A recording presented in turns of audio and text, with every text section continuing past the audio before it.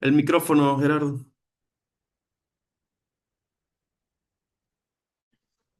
Ahora sí, ya dije una cantidad de frases. Buenas tardes, buenas noches. Gracias, Wolfgang, por la presentación. Un gusto ver tantas caras por ahí, gente amiga.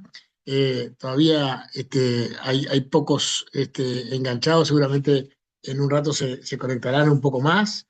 Un poco la idea de esta segunda clase de la Escuela de Ciudadanía es analizar un poquito el impacto que han tenido o que hemos tenido los cristianos en la actividad pública, en la actividad política, hacer un análisis un poco general de América Latina, cómo ha sido la evolución, este, por lo menos desde los años 90 hasta ahora. Yo sé que son más o menos 35 o 36 años, parece mucho tiempo, pero bueno, en ese tiempo, antes de los 90 no hay mucha presencia cristiana evangélica, sobre todo en la actividad política o pública, por lo menos que haya sido muy notoria. De los 90 para acá sí, vamos a analizar un poquito la evolución de esa presencia cristiana en la política, con algunos casos que han sido muy positivos y algunos no tantos. Este, vamos a, vamos a ver también, tal vez, cómo realmente estamos. Yo ahí le pedí a algunos amigos, que tengo varios amigos, gracias a Dios, en el continente, y le pedí a algunos que me hicieran un resumen de cómo cómo está la iglesia, cómo están los cristianos, mejor dicho, cómo han sido, cómo han participado y han sido de influencia en las últimas procesos electorales en el continente y cómo están incidiendo hoy los cristianos en diferentes gobiernos de América Latina. Gracias a Dios tuve algunas respuestas importantes, algunas de Colombia, con el actual gobierno, la de Chile, Argentina, Paraguay, Perú, Bolivia, bueno, la gente de Honduras y la gente de Guatemala, que tengo amigos por ahí, me han respondido y nos han dado algunos resúmenes que vamos a tratar de analizar rápidamente hoy. Un segundo, el tercer capítulo que vamos a ver es cómo nos ven, cómo nos ven desde la arena política los demás políticos a los cristianos evangélicos, ¿no? Que es importante saber.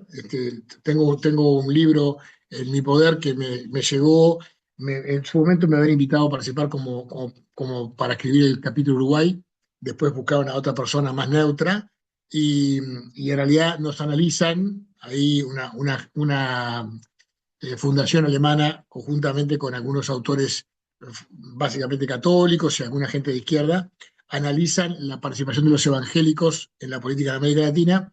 Es muy interesante ver lo que ellos dicen de nosotros. Y después, para cerrar, bueno, cómo desearíamos estar, que ahí básicamente tengo algunas preguntas y capaz que si nos da el tiempo hacemos alguna parte interactiva con ustedes para que también opinen y no solamente consulten, sino opinen de cómo les gustaría ver a los cristianos en la actividad política o en la actividad de gobierno, cambiando y transformando el continente. Así que si les parece, y sin más, arrancamos. Yo creo que algunas precisiones. Voy a tratar de abrir aquí un documento.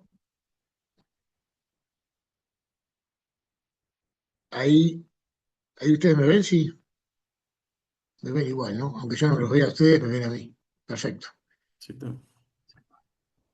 Bueno, entonces, más o menos, empezando por la primera parte, eh, vamos a hacer algunas precisiones. La idea un poco es hablar de la influencia de los cristianos en América Latina, en la política, y no de la iglesia, que no es lo mismo. Si bien nosotros entendemos que la iglesia es el cuerpo de Cristo, la institución iglesia, no quiero hablar de la institución iglesia como factor de poder o de influencia en el ámbito político, porque si bien la iglesia puede tener en el relacionamiento con el gobierno un vínculo y puede incluso trabajar como lo hace en muchos países socialmente con los adictos o con la gente en situación de calle o con mujeres eh, digamos, que han sido víctimas de violencia, o gente de trata, o niños.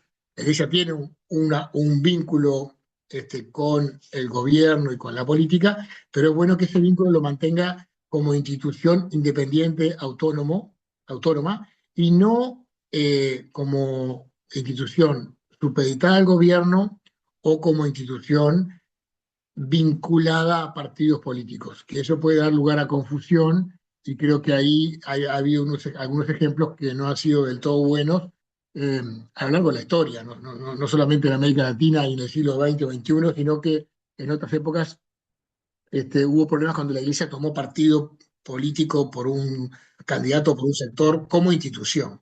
Lo distinto es que los cristianos sintamos de trabajar y que más o menos por nuestras concepciones o nuestra visión terminemos encolumnados en determinados sectores o partidos o partes del espectro político, pero que lo hagamos de forma individual, independiente, no como organización iglesia. O sea que los cristianos en la política tienen que ver con personas que vamos a la iglesia, que tenemos un compromiso con la fe, y que podemos estar vinculados a la política, y eso no deja de ser también una diferencia. Hay cristianos que están vinculados a la política y cristianos que participan de la actividad política, pero la diferencia que estamos viendo en este último tiempo es cuando los cristianos comienzan a trabajar en política o a militar en política o a incidir en política, pero con una agenda de temas y con una inspiración especial desde la fe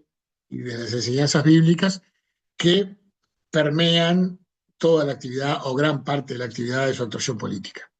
Ahí empezamos a diferenciar. Primero, hablamos de cristianos y no de iglesia. Y segundo, hablamos de cristianos con un compromiso de fe y de concepción bíblica que influye también en sus visiones políticas. Porque ha habido cristianos, y los hay, que por ahí son cristianos y que se congregan y que también trabajan en política, pero no necesariamente a veces su visión política o su actuación en la política tiene que ver con su fe o está fundamentada en una concepción de los principios bíblicos. A veces lo tienen como una situación divorciada, y bueno, en realidad no nos referimos a ellos, sino a los que realmente han tenido un compromiso, más allá de decir que son cristianos o sacar la bandera que son cristianos, han tenido un compromiso con la agenda en defensa de la vida, en defensa de la familia, pero también en temas que ya van un poco más allá que eso y que tienen que ver también con el compromiso social, con el compromiso, en definitiva, de toda una cosmovisión bíblica que se transfiere o debería transferirse a la actividad política de gobierno, a nivel de la agenda legislativa o en la gestión, como lo vimos la semana pasada con nuestro hermano Gabriel Cuna, que nos contó este, su experiencia en el MIDES, justamente con las personas en situación de calle. Hablando de las épocas, bueno, si hablamos de la época previa al año 2000, por poner una fecha, digamos, había pocos y contados casos de cristianos en política. En realidad, los cristianos se dividían en el espectro político.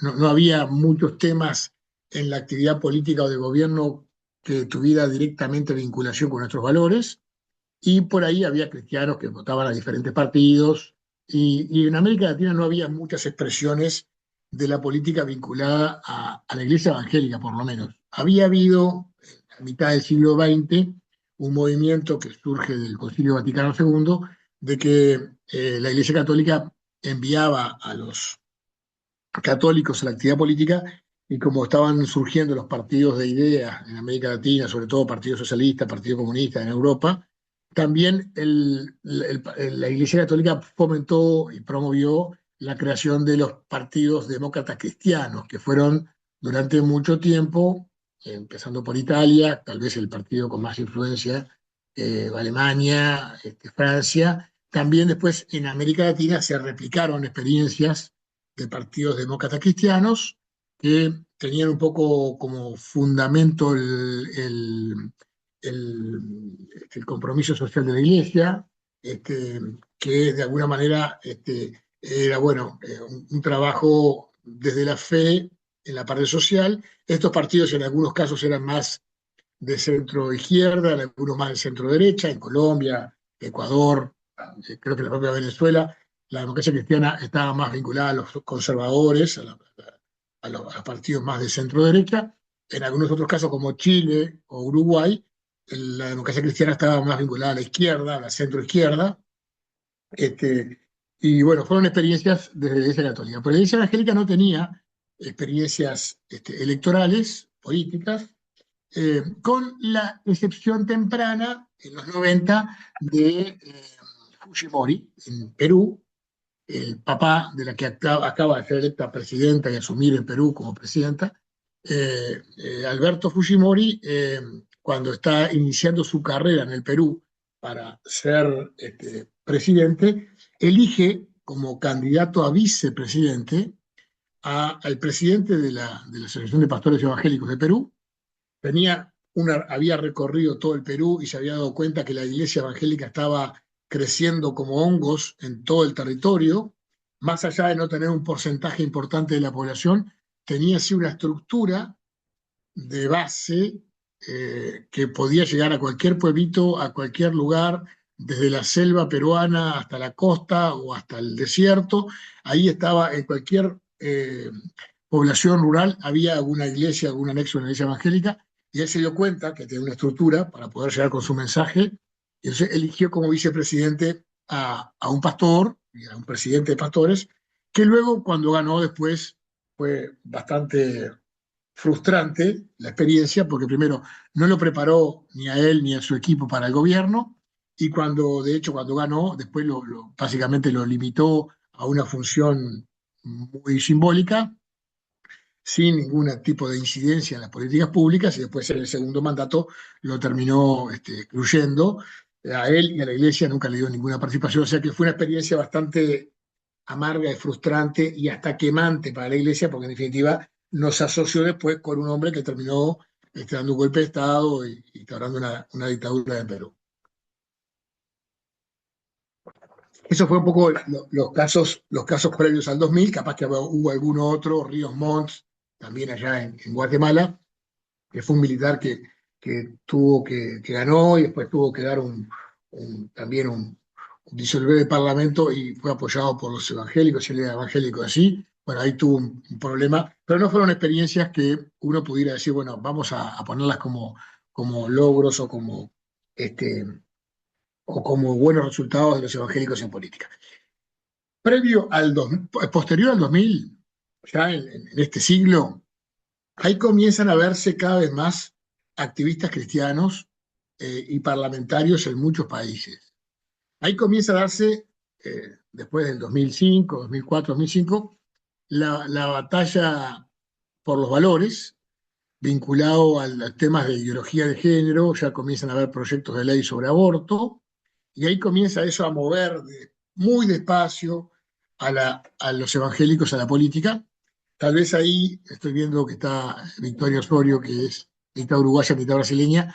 En Brasil es distinto, en realidad la realidad brasileña es distinta, porque allí hay un sistema de partidos muy débiles, partidos que van cambiando y se van transformando, y no hay mucha tradición partidaria.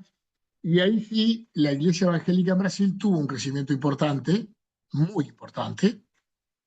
De hecho, la bancada cristiana evangélica, junto con la católica, son la mayoría del Congreso brasileño, y bueno, han terminado siendo, es el país que tiene mayor defensa de la vida, las leyes y de la familia, porque justamente tiene una bancada cristiana muy fuerte, muy potente, que es transversal a diferentes partidos. Es difícil de entender el sistema brasileño, pero que allí creo que son más de 50 partidos en Brasil, en un Congreso de 500 y pico de diputados y 130 senadores. Es un monstruo de Congreso, y allí hay una mayoría cristiana que bueno, se reúnen a orar los evangélicos, a rezar los católicos, y después se juntan y tienen un frente evangélico, un frente cristiano que es el segundo mayor frente. Creo que el primer frente parlamentario de importancia es el ganadero, es la agricultura, y el segundo frente es el frente cristiano, que es compuesto por evangélicos y católicos.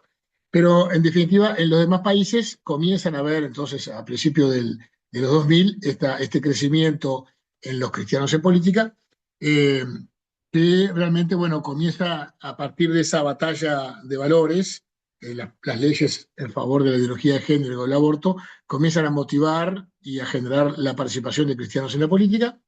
Creo que también se dio porque los cristianos teníamos, antes en la época que yo era joven, teníamos aquella visión de que la política era una actividad mundana, que no podíamos involucrarnos en ella, y en realidad, después de esa época, nos comenzamos a dar cuenta que era importante estar y comenzamos a participar en política, y bueno, ahí se da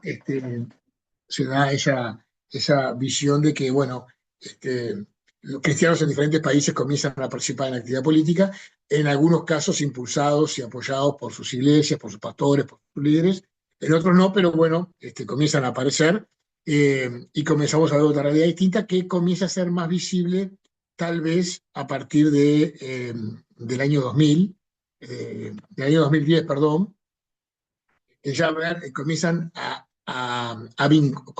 comienzan, no, ahí ya comenzamos, porque ya estaba yo en el Parlamento en el 2010, y comenzamos a vincularnos cristianos de diferentes países que estamos en política.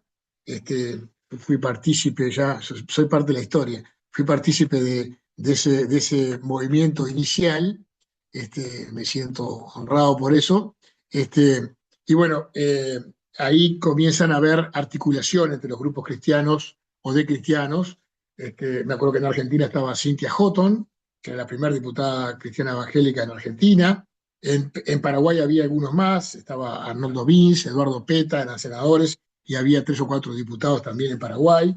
En Bolivia teníamos a Napoleón Ardaya, que era diputado. En Perú había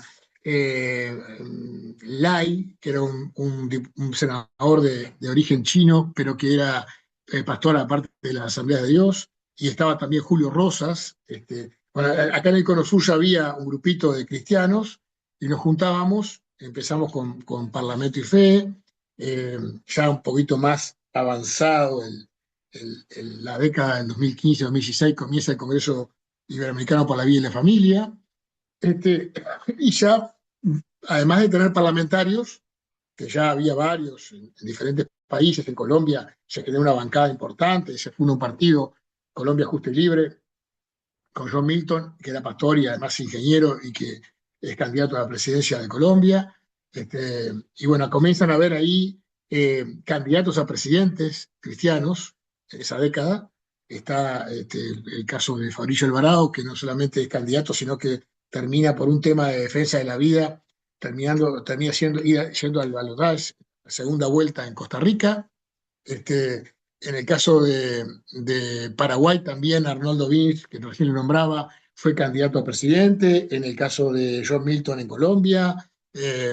Bueno, tuvimos un presidente, en el caso de Guatemala, Jimmy Morales es electo presidente en Guatemala. Tenemos ministros o con rango ministerial en Paraguay, en Brasil, en Uruguay. O sea que ya tenemos ahí una experiencia ganada ya acercándonos a la segunda década del siglo XXI, donde los cristianos ya comenzamos a estar en diferentes lugares. Esto es un poco la evolución histórica.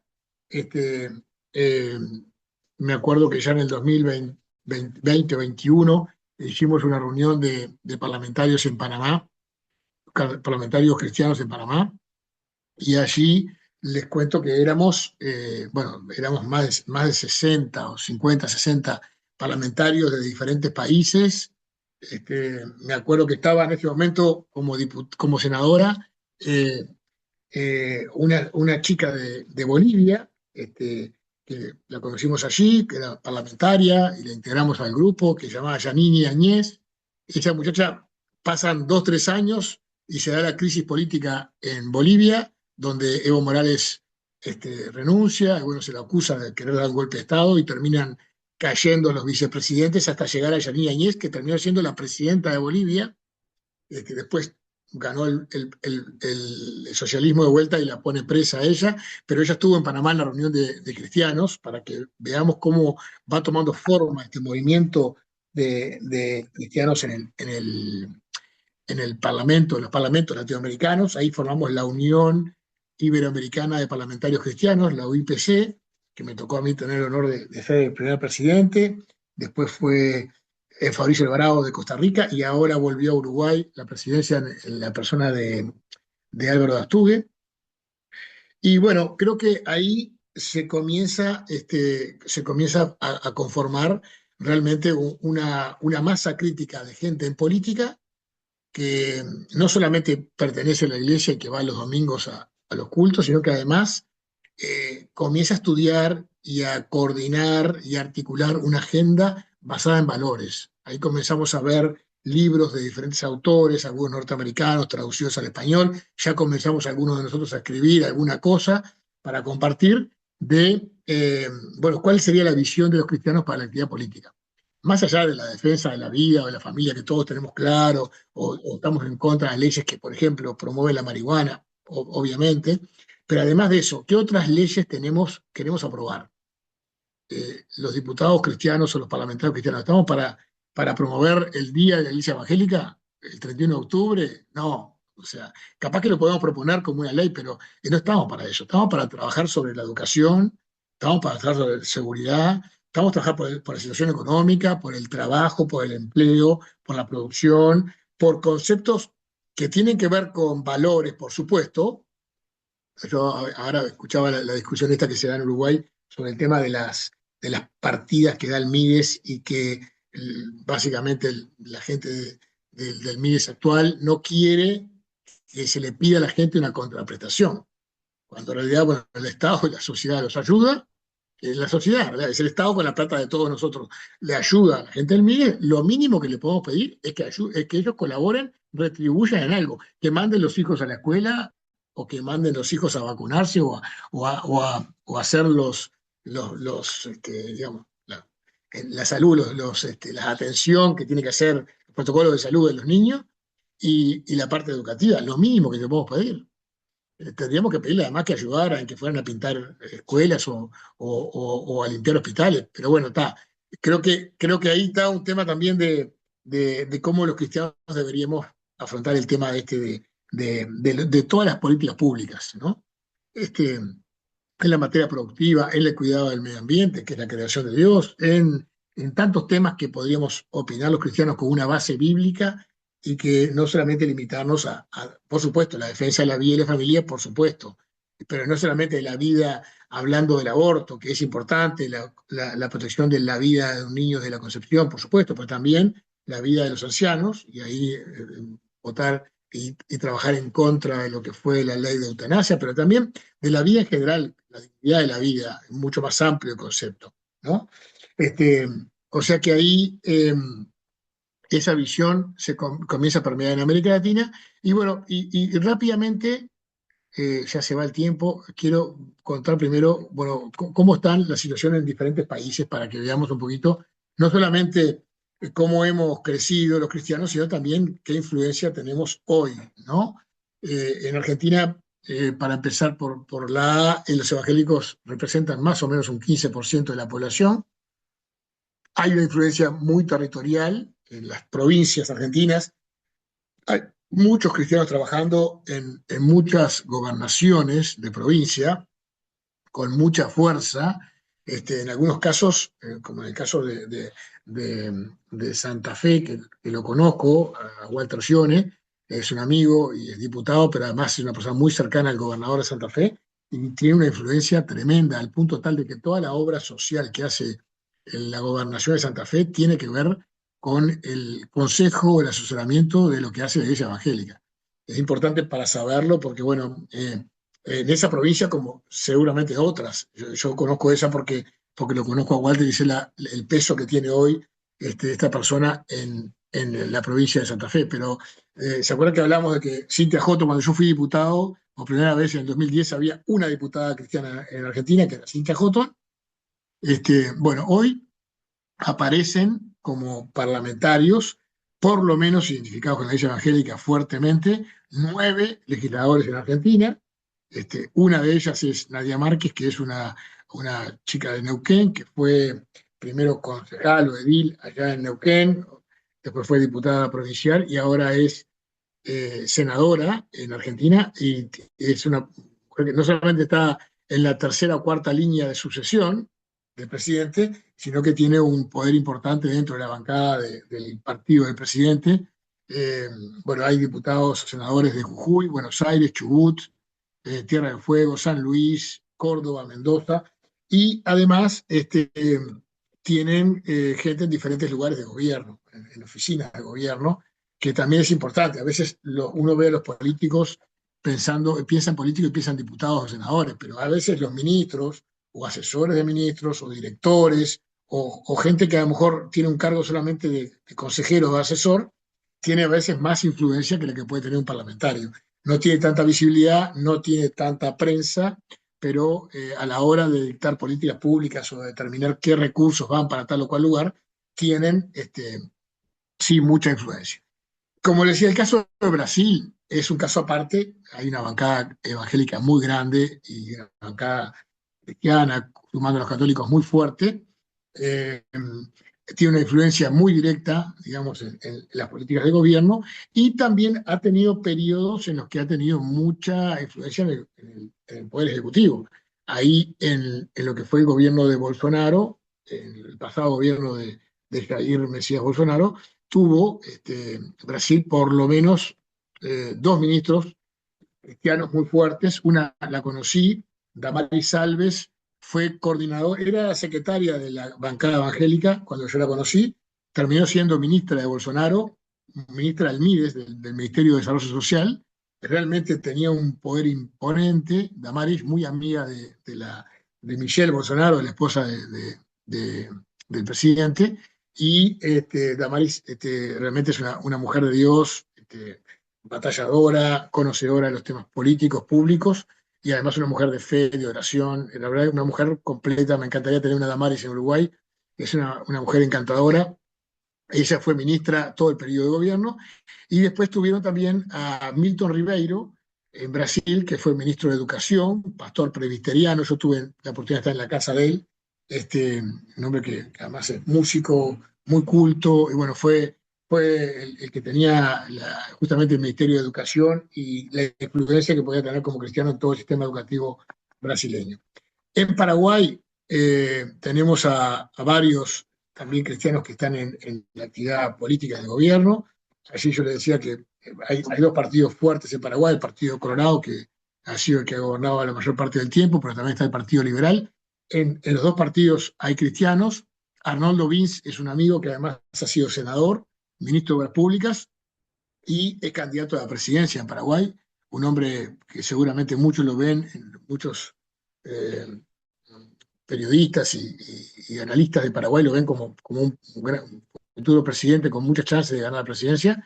Y es un hombre también de fe, cristiano, pastor, tiene 4 hijos, empresario, periodista. Bueno, realmente un lujo de candidato que, además de ser cristiano, es político. No es que la iglesia lo lleve a ese lugar.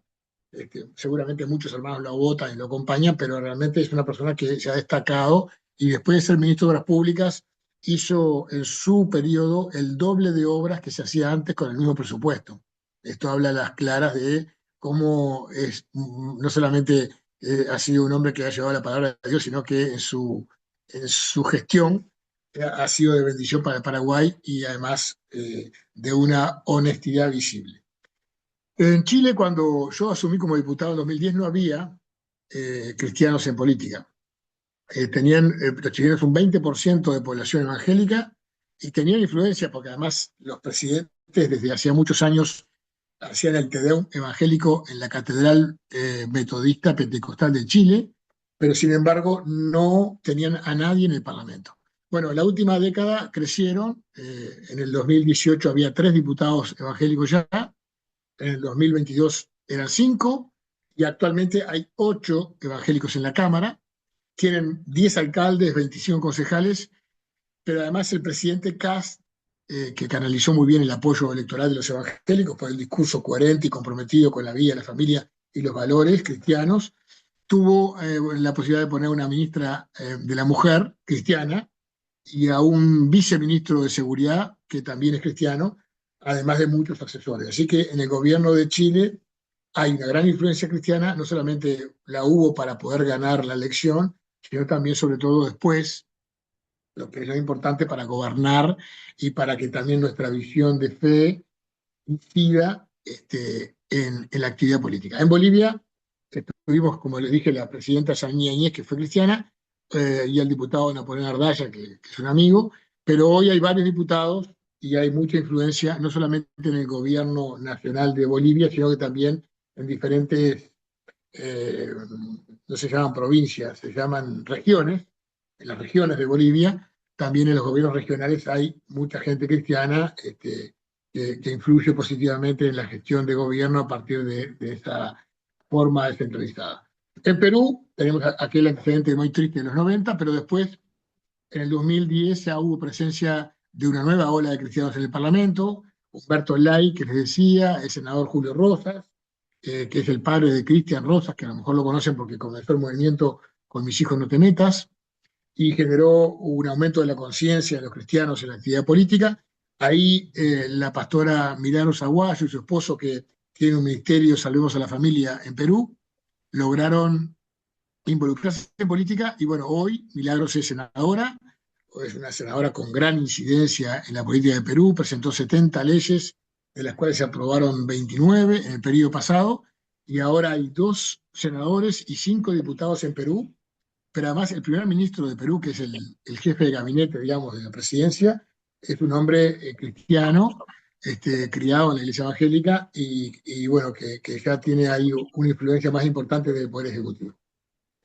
En Costa Rica, podemos hablar ahora de Costa Rica, pero yo le voy a pasar solamente, tuvimos a Fabricio Alvarado, que fue nuestra gran, en su momento, estrella y esperanza del mundo evangélico latinoamericano, para convertirse en presidente de aquel país, un hombre joven, pastor, salmista, cantante, que bueno, realmente se lanzó a la política y en su primera elección ya casi gana la presidencia. Después tuvo algunos traspiés y esta última fue la tercera elección y ya en esta última no pasó a la segunda vuelta, pero muchos cristianos que se formaron en aquella época terminaron migrando hacia otros partidos y la actual presidenta de Costa Rica, una mujer católica, pero tiene a varios integrantes de su partido y a varios legisladores, como también un amigo Gonzalo Ramírez, que fue en su momento presidente de la Cámara de Diputados y ahora es diputado nuevamente, tiene mucha influencia de cristianos en su gobierno. En el caso de Cast, de esta muchacha en Costa Rica, y varios presidentes son católicos, en el caso de Colombia, católicos muy comprometidos con su fe, pero además muy cercanos a los postulados y a los principios de las iglesias evangélicas. Por lo tanto, allí hay una buena sintonía y hemos hecho una buena alianza. Para ir cerrando esta segunda parte, les quiero contar, más allá de Costa Rica, el caso de, bueno, Honduras. Tenemos a Tony Zambrano, que es presidente de la Cámara de Diputados, hombre muy cercano al presidente de la República en Honduras, miembro del Partido Nacional. Él hizo dentro del Partido Nacional una gran bancada de gente cristiana y se lo ve a él, un hombre joven, se lo ve como un futuro presidente de Honduras, un hombre comprometido con la fe, perseguido en su momento por la fe, por la izquierda, y hoy es un hombre fuerte del gobierno, que realmente tenemos el honor de tener su amistad, y es un hombre que está claramente hoy comprometido e influenciando mucho en el presidente de la República en Honduras. Guatemala, el caso de Jimmy Morales, que fue presidente, pero además hoy tenemos otros candidatos en Guatemala, donde es el país con más cristianos evangélicos en todo el continente, creo que son 48%, es el único país que los evangélicos superan a los católicos, creo que 48, 45, igual es un país con muchos cristianos. Bueno, allí estuvo Jimmy Morales y ahora tenemos algún pastor y algún amigo abogado que se tira candidato a presidente de Guatemala, y seguramente van a haber, ya hay legisladores evangélicos, va a haber muchos más en la próxima elección.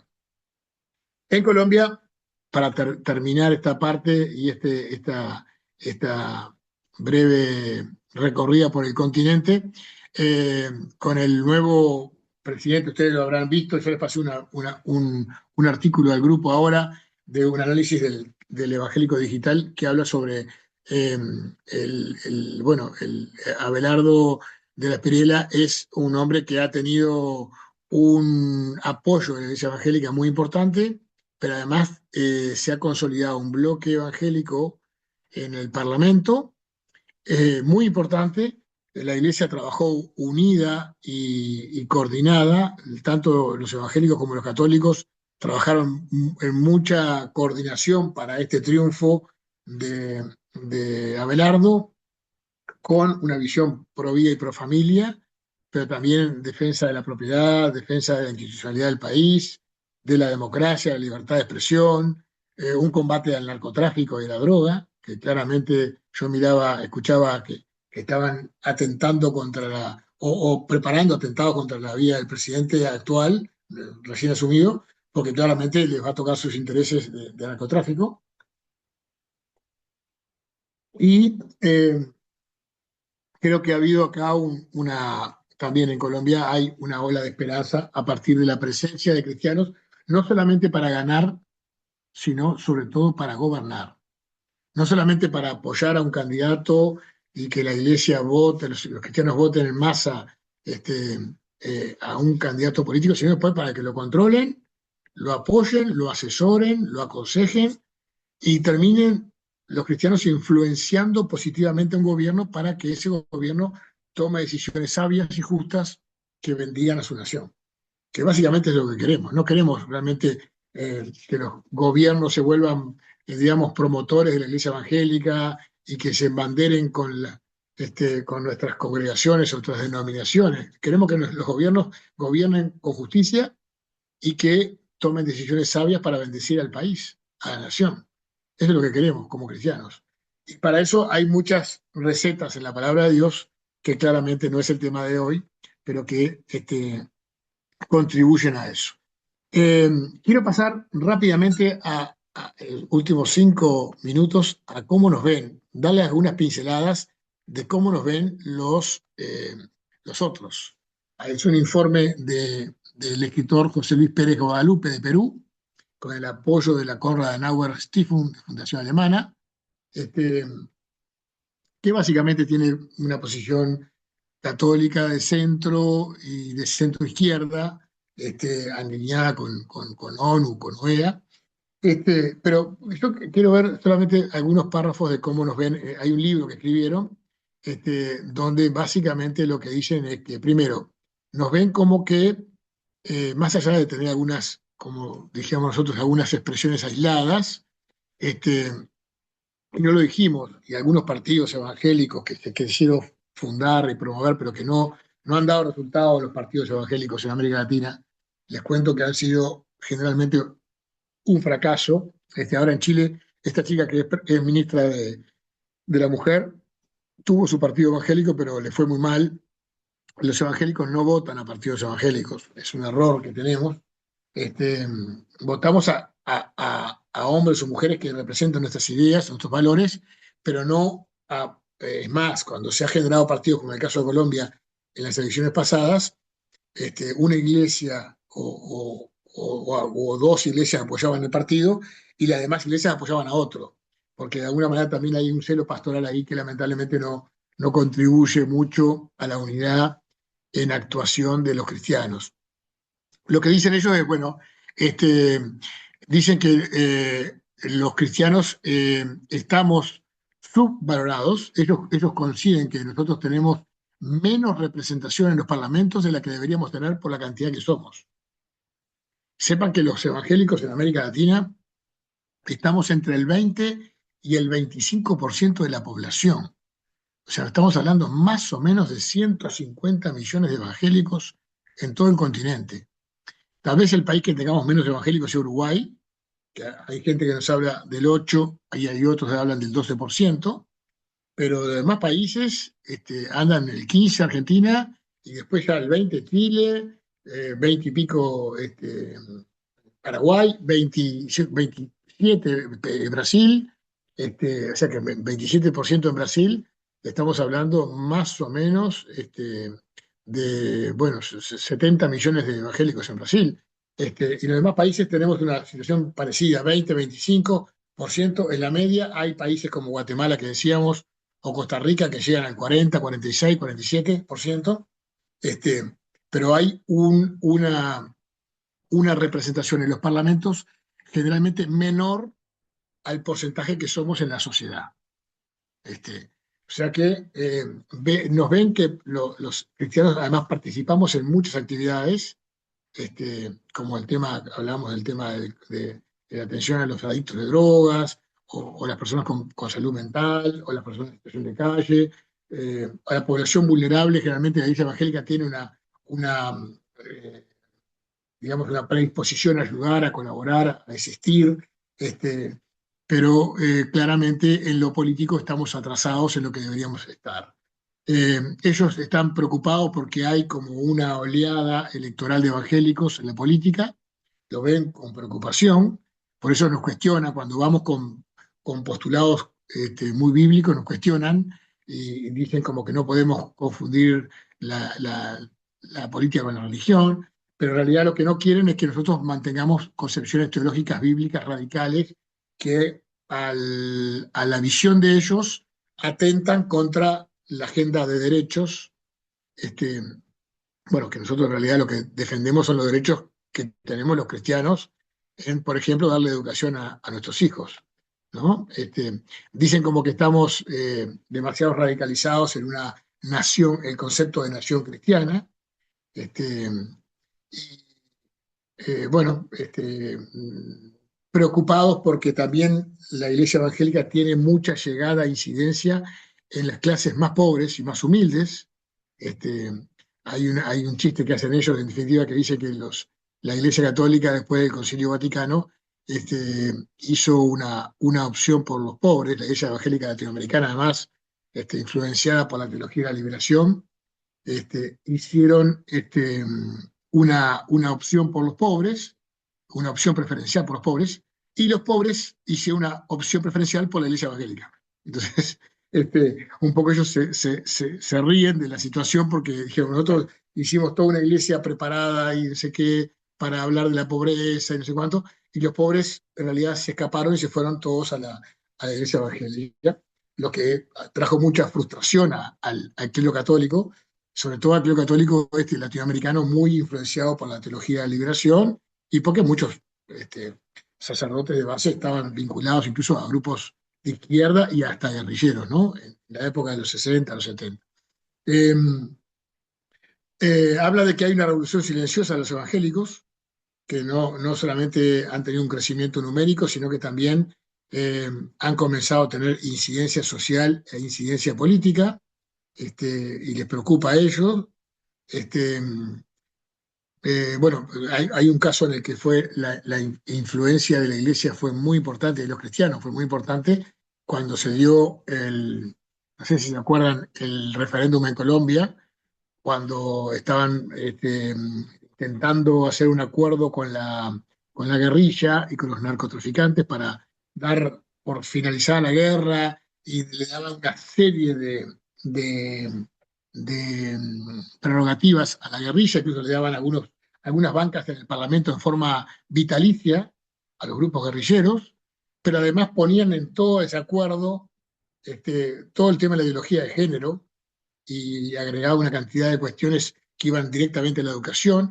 La iglesia se levanta en contra de ese acuerdo. Ese acuerdo estaba la guerrilla y el gobierno de Santos, en aquel momento, apoyado por Chávez, Cuba, Fidel Castro, el Papa, el gobierno de España, Naciones Unidas, todo el mundo apoyaba el acuerdo de paz con la guerrilla colombiana, y la iglesia evangélica fue la única que se levantó formalmente en contra, y lograron que el pueblo de Colombia votara que no a ese acuerdo. Eso fue histórico y fue capaz que el gran mover de cristianos conscientes y de una iglesia articulada que ya no estaban en favor de un partido, de un candidato, sino en contra de la imposición de una ideología sobre el pueblo de ese país. Bueno, eh, una cosa que también nos ven ellos, que los evangélicos hemos pasado de que en algunas décadas pasadas hablamos de, estamos huyendo del mundo, nos estábamos aislando y huyendo, esperando el arrebatamiento, y que ahora estamos plantados en la sociedad y hablamos de conquistar el mundo. Estamos yendo a conquistar la sociedad, a conquistar el gobierno, a conquistar los montes de la sociedad, como dicen algunos autores. Algunos de los comentarios finales, que también a la presencia de cuadros políticos también se han sumado algunos técnicos que les preocupa a ellos de que bueno, haya también no solamente políticos que griten en el Parlamento, sino que también algunos técnicos o asesores que comiencen a gobernar con esta visión bíblica, para ellos radical, de llevar estas visiones a las políticas públicas y lo que nosotros decimos son los valores cristianos, ¿no? Así que hasta ahí más o menos la evolución de lo que ha pasado con los cristianos en política. Les hice un recorrido por diferentes países y cómo estamos en cada uno de ellos. Y ahora, como nos ven, el tema es cómo nosotros quisiéramos estar. Y ahí voy a empezar mis últimos minutos, cómo nosotros quisiéramos estar. A veces hay cristianos que se meten en la política y no saben para qué. Capaz que la idea de tener un cargo o una posición de poder, o hay gente que le entusiasma, le emociona, pero yo creo que el tema es, a mí me pasó con un hombre de Dios en una conferencia hace muchos años que cuando yo empecé en la actividad política, cuando yo estaba empezando en el Parlamento, me dijo, tú cierra los ojos por un minuto como cristiano y decime si tuvieras la posibilidad de tener todo el poder en tu país. ¿Cómo te imaginás que sería tu país dentro de 5 años? ¿Qué harías para que en tu país las cosas cambiaran, mejoraran, se transformaran de acá a 5 años? ¿No? Y eso me dejó pensando, porque digo, rápidamente, dijo, ¿qué 3 o 4 cosas cambiarías radicalmente en tu país y cómo llegarías a eso dentro de 5 años? Y yo creo que nosotros como cristianos, cuando vamos a la política y nos interesa la política, y bueno, uno puede pensar, no me gustaría que hubiera más gente tirada en la calle, no me gustaría que hubiera más droga eh, en la sociedad y sobre todo en los jóvenes. No me gustaría que hubiera más muertes por violencia doméstica. No me gustaría que hubiera más gente pidiendo en la calle porque no tiene trabajo. No me gustaría que hubiera más delincuencia, esa aterradora que llena las cárceles de gente y que es imposible porque cada vez pasa una bola de nieve, cada vez crece más. Está bien, ese es lo que no me gustaría ver. Ahora, ¿cómo llegamos a eso? ¿Y cómo le ponemos también una cosmovisión bíblica a eso? Cuando votamos una ley en el Parlamento para aumentar las penas, ¿hay así una cosmovisión bíblica? Cuando eh, planteamos una discusión sobre el tema de cómo deberían ser las cárceles, ¿no?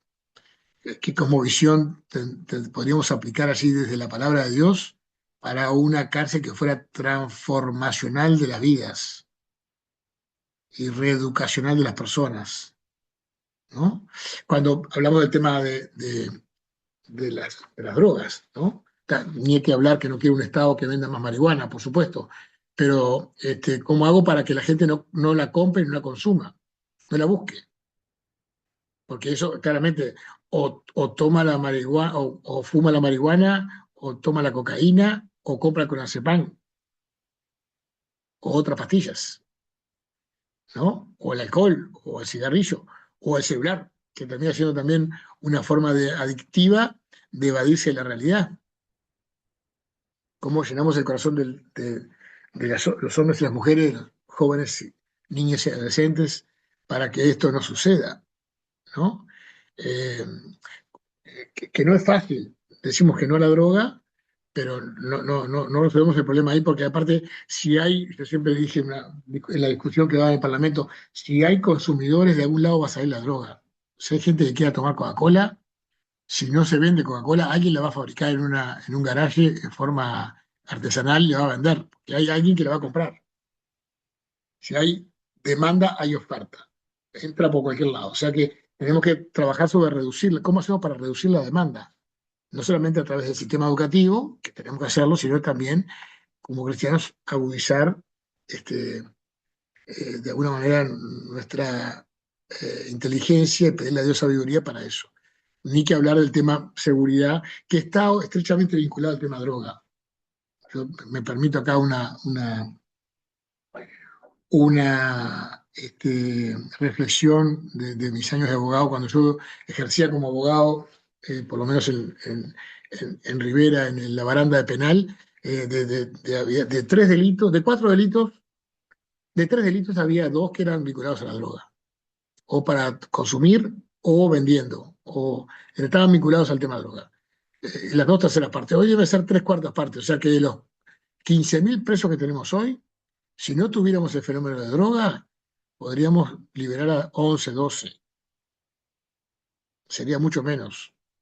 Habría gente por violencia doméstica, habría gente por robo, habría gente por alguna otra, por accidentes de tránsito con alcohol, no sé, por algunas otras circunstancias, por abuso, por supuesto, pero por droga, porque aparte muchos de esos delitos se dan bajo el consumo de sustancias.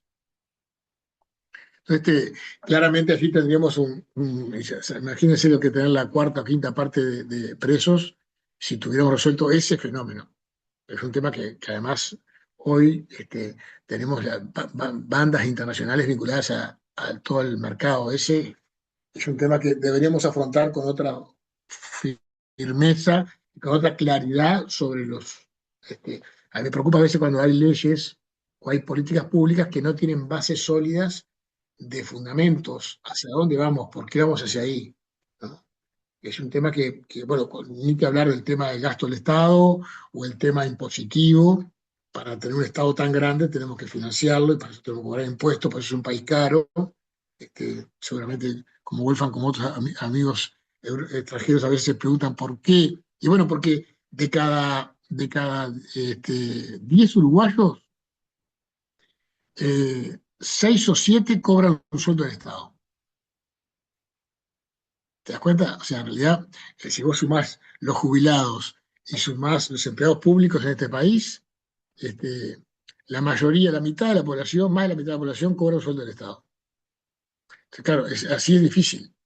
Este, hay que mantener ese Estado. Y cada vez, en esta rendición de cuentas que se manda al Parlamento, se crean 5 organismos nuevos que hay que darle funcionarios, hay que darle choferes, hay que darle cantidad de cosas, ¿no? Y no digo que no haya que cumplir funciones del Estado, está bien, pero cuanto más Estado tenemos, más impuestos hay que sumar para pagarlo. Pero bueno, aquí también tenemos un tema que nadie lo toca en política, y en Uruguay es un tema que a mí también me duele, y ustedes lo van a entender como es un país que tenemos una población muy envejecida, porque faltan niños, faltan jóvenes, faltan nuevas generaciones. Y allí tenemos ¿cómo hacemos? Bueno, o nos ponemos todos a tener hijos y a multiplicarnos, que es difícil porque culturalmente el uruguayo, como es un país caro, no quiere tener hijos y ahí... O no está mal pensar en una política migratoria planificada que pueda atraer al país, como ya han venido muchos venezolanos y cubanos que nos han bendecido con su presencia, también han venido muchos argentinos, tenemos casi la misma cantidad de argentinos que venezolanos y cubanos. Bueno, capaz que tenemos que pensar, a principios del siglo XX, los uruguayos éramos menos de 1 millón de personas. Y ahí hubo una gran migración de gente que vino de Italia, después de España, del Líbano, de Armenia, de países del centro de Europa, de rusos, de alemanes, ahí viven las colonias menonitas al litoral. Claro, venían, pero venían en una migración planificada, donde se les daba un destino en el país, había que poblar también lugares del interior, se les daba una actividad económica para hacer o para producir, se les favorecía en algunos casos con vivienda, en algunos casos con una suerte de pedazo de tierra, con una chacra o un pedazo de estancia, y eso fue de alguna manera también bendiciendo y beneficiando a nuestro país. Eso es un tema que capaz que ahora tendríamos que repensar en una nueva ola migratoria, no como hacen la mayoría ahora de los cubanos, que sobre todo llegan a la frontera y se declaran refugiados, y bueno, y ahí hay una situación compleja, pero sino que planificado desde el Estado ir a buscar gente y traerla con cierta planificación de dónde van a estar, qué van a hacer, ¿no? Hay que saber que las ciudades de refugio, en realidad los refugiados, la palabra refugiado y la ciudad de refugio no nace en la Convención de Naciones Unidas ni en la visión de un teórico, sino que nacen de la palabra de Dios en la Biblia.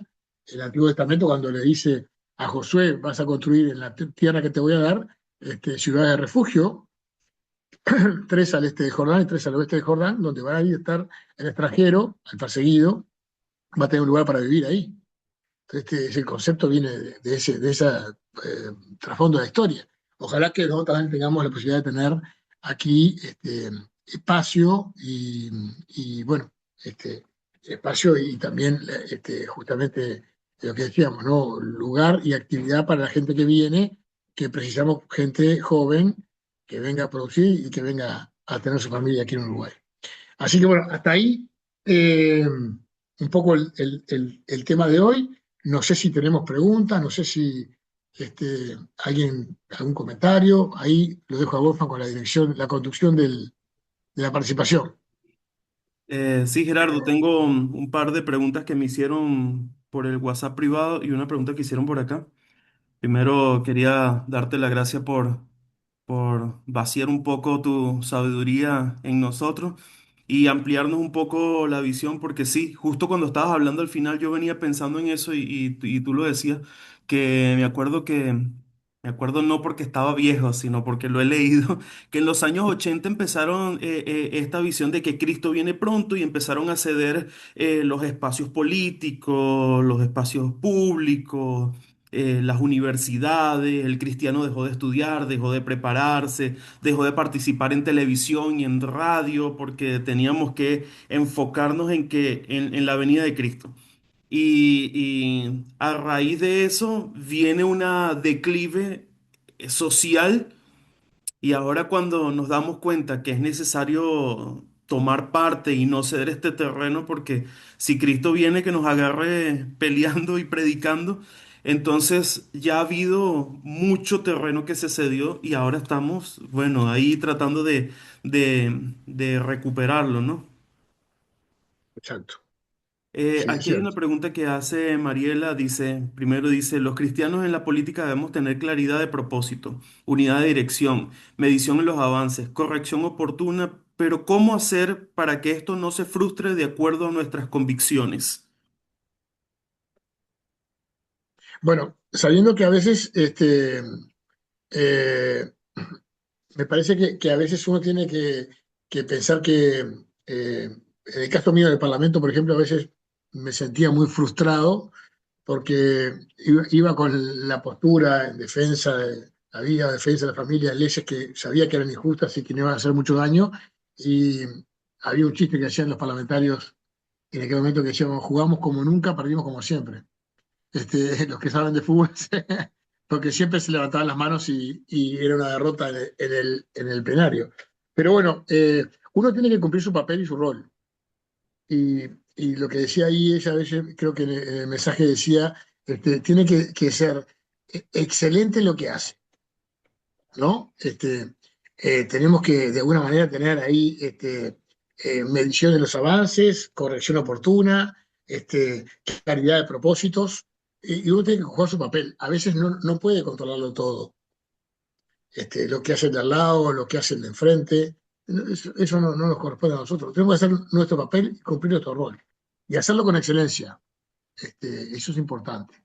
Por eso a veces yo cuestiono cuando lo veo en varios países del continente, hay gente que se tira al agua y a veces no tiene ni siquiera el conocimiento básico de dónde va.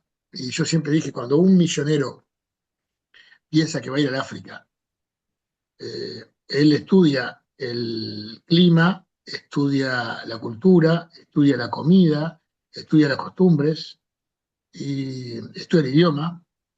No puede ir a hacer un papelón, no puede ir a morirse de hambre porque no le gusta la comida que hay allá, o no puede tener un escándalo porque saluda a una mujer y no le es permitido en esa cultura. Tiene que saber a dónde va, y lo mismo cuando los cristianos nos metemos en política, tenemos que saber a dónde vamos, y si vamos a trabajar en el MIDES, o en el Ministerio de Ambiente, o en el Ministerio del Interior, o en el Parlamento, o en la Junta Departamental, tenemos que saber cuáles son los reglamentos, cuáles son las condiciones, cómo es la costumbre, qué es lo que se hace, qué es lo que no se hace, en qué cosas podemos cambiar y mejorar, pero tenemos que saber y tener conocimiento. Eh, Así que prepararnos para eso. Sí, justo para eso, Carlos me preguntaba por acá, para un joven cristiano que hoy está interesado en la política, pero no sabe por dónde empezar, ¿cuál sería tu primera recomendación? Eh, Estudiar, tiene que estudiar, como dos materias obligatorias. Una de ellas es, no, digamos, cómo funciona el sistema de gobierno, entender lo que es el poder ejecutivo, el poder legislativo, el poder judicial, entender cómo se descentraliza la gestión pública en entes autónomos de servicios centralizados, cómo se descentraliza territorialmente los gobiernos departamentales, intendencia, junta departamental y después municipios, entender cómo funciona, cómo es el sistema electoral, qué órganos se votan y qué órganos no se votan. El Poder Judicial, por ejemplo, en nuestro país no tiene elección popular, es un órgano cooptativo, se ingresa por carrera judicial, además está expresamente prohibido hacer política. Al final de la carrera los ministros pueden ser nombrados por el Parlamento para asumir como integrantes de la Suprema Corte de Justicia, pero en general votamos un presidente que es la cabeza del Poder Ejecutivo, estudiar la parte de gobierno, por un lado, y después también, obviamente, que estudiar, a ver, los libros que hay, que son varios ahora, que hay una biblioteca entera de libros de concepciones cristianas para la política. Hay muchos libros, yo estudié mucho con los libros, me bendije mucho de la editorial Jucum, Juventud con una Misión, que escribe libros hace muchos años, desde que Bob Moffitt escribió Si Jesús fuera alcalde, este, Darrow Miller, Landa Cobb, otros autores que han escrito, César Vidal, Michel Malgaguadi, que han escrito libros muy imponentes sobre políticas públicas basadas en principios bíblicos. Este, y bueno, y algunos después escribimos algunos testimonios y alguna visión un poquito más cercana, más doméstica sobre políticas basadas en la palabra de Dios. Hay mucho material que debería un cristiano leer antes de entrar en política, porque si no también pasa esto. Los cristianos nos metemos en política con nuestros principios, con nuestros valores, pero después en la agenda política nos terminan cooptando determinadas ideologías o pensamientos que a veces están muy alejados de la palabra de Dios. Es estar con la visión de la cuestión pública o política, y también la cuestión de principios bíblicos para la acción de gobierno. Bien, te voy a hacer tres preguntas porque más o menos se relacionan. Lourdes Coria pregunta, ¿cuál es la posición que tú tienes sobre El Salvador? Y pregunta también si un cristiano de estos fuertes puede cambiar un gobierno y darle vuelta en un solo periodo o precisa más tiempo. Y Marcos pregunta por el tema de aborto en la política. Bueno, con respecto al tema de El Salvador, yo sé que hay mucha gente que le entusiasma la figura de Nayib Bukele. Yo estuve en El Salvador este año, hace pocos meses. Me invitaron algunos pastores para una conferencia. Este, y ahí tengo como una visión todavía inconclusa sobre la evaluación del gobierno. Por un lado, un gobierno que puso mano dura terminó con las maras, terminó con la droga, terminó con la inseguridad en forma, este, digamos, radical. Pero por otro lado, hay hermanos en la fe que se están quejando de que ya no tienen más libertad de expresión, no hay más libertad de prensa. Hay periodistas, abogados y, bueno, y algunos otros profesionales que han sido llevados presos por cuestionar digamos, criticar al gobierno en medios de prensa. Entonces, ahí te queda un poco la duda de un hombre que la gente lo ama y el pueblo lo ama por la seguridad que le ha dado. Todavía tienen problemas económicos, pero además ha habido un recorte de la libertad de expresión y, digamos, hay ciertos derechos que están siendo hoy por lo menos puestos en tela de duda.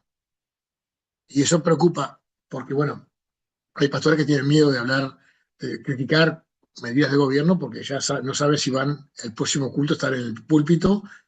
Hay mucha gente que ha criticado al gobierno que está en un proceso en el cual no lo han, no ha habido tampoco una posibilidad de defenderlo legalmente, sino que están en averiguaciones por meses. Entonces, tengo la duda sobre El Salvador y además no me gustan las reelecciones indefinidas. No me gusta la reelección indefinida de Evo Morales, ni la de Hugo Chávez, ni la de Bukele. No me gustan los gobernantes que se quedan eternamente en el poder. Creo que la democracia tiene la ventaja de que, aunque sea el mismo partido, aunque sea una persona cercana al presidente, pero que la gente pueda elegir cambiar, este, eso está bueno porque en definitiva nos permite oxigenar. Cuando una persona o un grupo está muchos años en el poder, hay determinados vicios que van afectando la transparencia del poder, ¿no? Sí, yo leí una frase en una oportunidad que decía que los pañales y los presidentes hay que cambiarlos frecuentemente, ambos por el mismo motivo. Exacto. Bueno, El aborto, y me quedó inconclusa la pregunta de si un cristiano puede darle vuelta en un solo periodo, necesita más, y el aborto. bueno, yo creo que me parece que los periodos en Uruguay es un periodo bastante razonable, 5 años. Eh, en México es más razonable, son 6 años, pero después que no puede volver nunca más el presidente. Eh, en Argentina o Brasil son 4 años, me parece demasiado corto el periodo, además hay elecciones en el medio, eso genera todo un problema en la democracia, que cada vez que hay una elección hay todo un tema de movimientos y de cuestiones que desatienden las cuestiones de gobierno, entonces creo que ahí le hace muy mal a la democracia. Yo creo en periodos de 5 o 6 años por lo menos, y que no haya reelección del presidente me parece una cosa sana. Bueno, si él cree que hay cosas pendientes, que prepare un buen equipo para que gane la elección y continúe su obra. Pero no creo que sea bueno dejar la reelección del presidente. Y sobre el tema del aborto, no sé si te refiere al tema de, de la ley de aborto. ¿Está Marco por ahí? No lo veo. Marco, que fue que preguntó. Pero sí, claro, es un tema, la defensa de la vida es un tema que a los cristianos los moviliza siempre y ojalá podamos cambiar esa ley y derogarla en algún momento. Yo creo que habría que... lo que pasó en el periodo pasado, hay gente que cuestionó a la calle Pou porque, bueno, pero él dijo, él se definió pro vida y él votó siempre en el Parlamento en contra de las leyes de aborto, pero claramente que no puede mandar una ley al Parlamento sabiendo que la gente, que el Parlamento no la va a votar. Es hasta un símbolo digamos, de debilidad del gobierno, mandar una ley que sabe se la va a rebotar el Parlamento. Sabía que la mayoría del Frente Amplio y varios legisladores, incluso del Partido Colorado, estaban a favor del aborto, entonces imposible que prosperara esa norma y por ende no no la envió. O sea que para derogar la ley de aborto tendríamos que tener mayoría en el Parlamento de gente pro vida. Y ahí sí tiene un papel importante la Iglesia de tratar de que, bueno, que más cristianos estemos en el Parlamento. Bien, para finalizar, Katy pregunta si se visualizan jóvenes cristianos interesados en la política en Uruguay y Andrea me pregunta si nos puedes resumir en una frase el papel de los cristianos en la sociedad latinoamericana actual, ¿cuál sería? Bueno, yo creo que sí, que hay un interés creciente de los cristianos, los jóvenes en la política. Este, no está Cristina por ahí, estaba recién Cristina Mazantono, eh, porque en realidad los cristianos eh, han, eh, hay un centro en Washington que se llama el Centro Cristiano para la Vida Pública, CCPL por sus siglas en inglés, que ha estado formando jóvenes para la política y de América Latina ya van cerca de 1.000 jóvenes cristianos para la actividad política y de Uruguay creo que son cerca de 40 o 50 ya, que se han formado para la actividad política con una visión cristiana. Creo que esto va a ir creciendo cada vez más, porque ¿saben por qué? Porque en un mundo que todo es relativo, la gente quiere cosas sólidas y nosotros, la palabra de Dios ofrece solidez, cimientos sólidos, que son los que saben de construcción, saben que la solidez de una casa está en sus cimientos. Y la sociedad lo mismo. Si las solidez de una sociedad está en los cimientos que le pongamos. Por eso los jóvenes, creo, los jóvenes y la gente en general tiende hoy a recurrir a cuestiones que sean firmes, sólidas. Y capaz que los cristianos podemos ofrecer una visión para estos temas que hablamos de la política doméstica que tenga que ver con esa solidez de la Pero palabra de sí, Dios. Por permiso, eso ma perché di verità. creo, creo que, creo que es importante que justamente tengamos ahí este, esos principios firmes y me parece que cada vez hay más jóvenes que se involucran. No sé, yo en la escuela de ciudadanía tenemos creo un porcentaje importante de jóvenes que eh, están sumados a estas clases y bueno, obviamente que en la semana que viene tenemos una clase más de un joven, uno nos va a hablar sobre la juventud justamente, que es que es Maximiliano Rublis, que él está en Washington en este momento, en la capacitación del CCPL, es el coordinador del CCPL para Uruguay, nos va a contar su experiencia como joven el lunes que viene, y además espero que a la actividad que tenemos el 26 y 27 en el Centro Cristiano del Cordón, bueno, ahí participen muchos jóvenes, porque va a ser una instancia interesante con un hombre de Dios que viene, que es Mark Belail, es un norteamericano que ha escrito muchos libros de estos vinculados a la concepción bíblica para gobierno y viene a dar su experiencia y su sabiduría, compartir su conocimiento con nosotros. Y yo espero que ese día haya muchos jóvenes en el encuentro en el Centro Cristiano. Así que los animo no solamente a ustedes a estar, sino a invitar a otros a que participen. Bueno, muchísimas gracias Gerardo una vez más por habernos vaciado tu experiencia. Gracias a todos los que se tomaron el tiempo de estar con nosotros. Seguimos en comunicación por el grupo y nos vemos la próxima semana. Dios les bendiga rica y poderosamente a todos.